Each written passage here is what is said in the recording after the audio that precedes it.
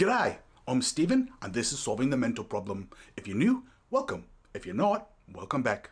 So today we're joined by Gordon Johnson, the one and only. We are going to have a discussion about Tesla and mental problems.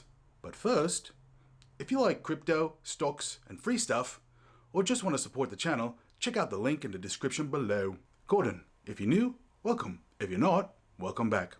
Gordon, I just want to start out by saying I don't think you're a bad guy. Maybe your heart's in the right place. I don't know. But what I can tell you is your analysis on Tesla is shonky. I mean, mate, every time I see you carrying on like a pork chop on CNBS, I gotta put down me stubby and run to the dunny to chunder.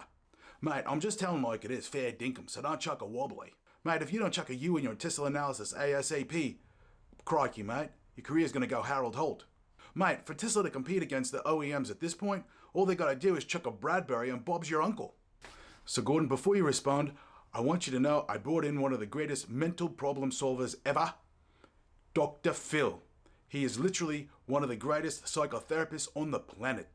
And he's been at this for over 4 decades. Dr. Phil, welcome. If you're new, if you're not, welcome back.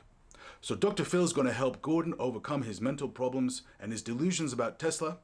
But first, if you like crypto, stocks, and free stuff, check out the links in the description below.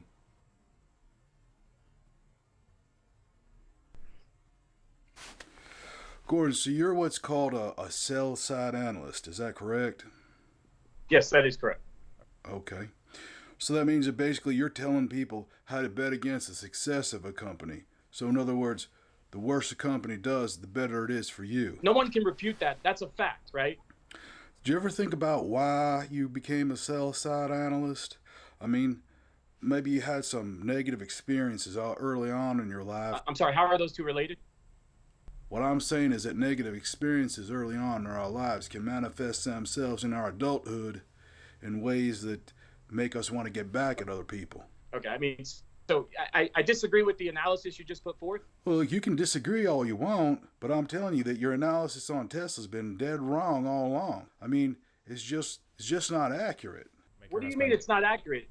I'll put it to you this way, Gordon. What you're doing in the financial world is a lot like what ants do to a picnic. I don't think that's a fair comparison. It's not a fair comparison. That's not comparing apples to apples. You're comparing apples to oranges. That's not helpful to the broader dynamic and discussion. I think it's misleading. It ain't misleading, Gordon. You're plumb at the bottom of investor rankings. What's that? I'm sorry? I'm telling you that you're ranked nearly dead last, 7,365. But hear me out. Like, I haven't checked that statistic, but I would argue that statistic is incorrect. That's just wrong. It's just not right. I'm telling you, in investor really rankings, you're ranked 7,365 out of 7,636.